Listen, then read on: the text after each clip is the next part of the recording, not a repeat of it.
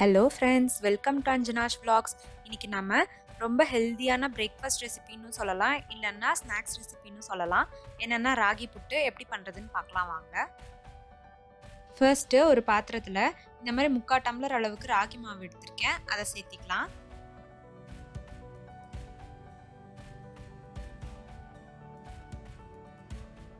அப்புறமா கொஞ்சமாக உப்பு சேர்த்திக்கலாம், ஒரு சிட்டிகை அளவுக்கு போதும்.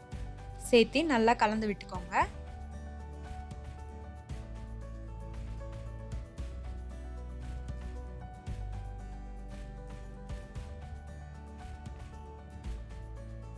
அப்புறமா தண்ணியை கொஞ்சம் கொஞ்சமாக தெளித்து கலந்துக்கலாம். தண்ணியை தெளித்து விட்டுக்கோங்க, ஊற்றிடாதீங்க.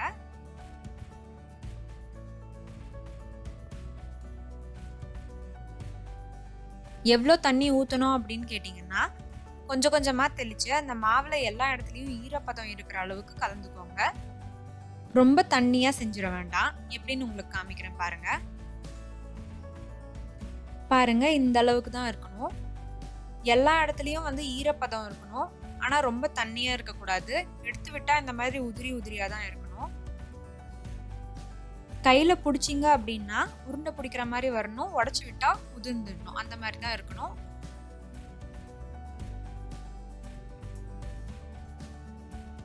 இப்போ இட்லி பாத்திரத்தில் தண்ணி ஊற்றி வச்சிருந்தேன், கொதி வந்துருச்சு. இப்போ ஸ்டீமர் பிளேட் வச்சுக்கலாம்.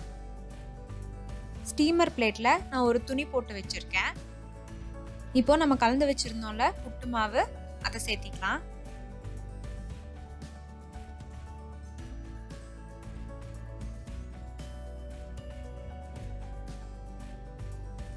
இப்போ மூடி வச்சு 8 இருந்து 10 நிமிஷம் வரைக்கும் வேக வைங்க. இப்போ ஒரு 10 நிமிஷம் ஆயிடுச்சு, வாங்க ஓபன் பண்ணி பார்த்துடலாம்.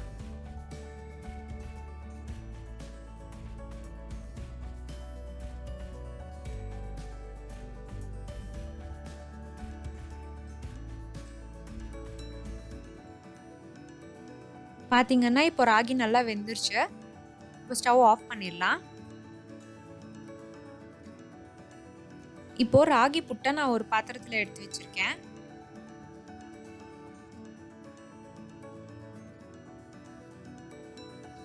ஃபர்ஸ்ட் இதில் நான் ஒரு 4 டீஸ்பூன் அளவுக்கு வெல்லம் சேர்த்திக்கிறேன். அப்புறம் இனிப்பு பார்த்து சேர்த்திக்கலாம்.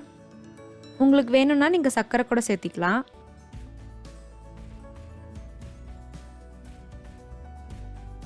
அப்புறமா கொஞ்சமாக தேங்காய் துருவி வச்சுருந்தேன், அதை சேர்த்திக்கலாம்.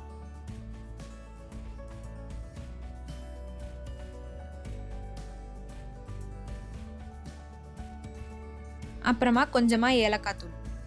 இது இனிப்புங்கிறதுனால கொஞ்சமாக ஏலக்காய் தூள் சேர்த்திங்க அப்படின்னா நல்லா வாசனையாக இருக்கும். இப்போ எல்லாத்தையும் சேர்த்து நல்லா கலந்துடலாம்.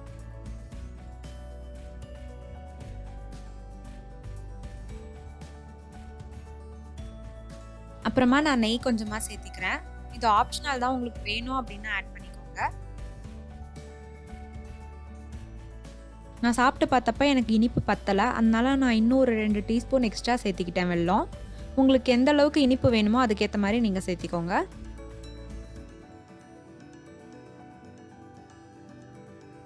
என்னடா வெல்லம் அப்படியே இருக்கே அப்படின்னு நினைக்காதீங்க, இந்த சூட்டுக்கே நல்லா கரைஞ்சிரும். அவ்வளோதான் ஃப்ரெண்ட்ஸ், ரொம்ப ஈஸியாக ராகி புட்டு செஞ்சாச்சு.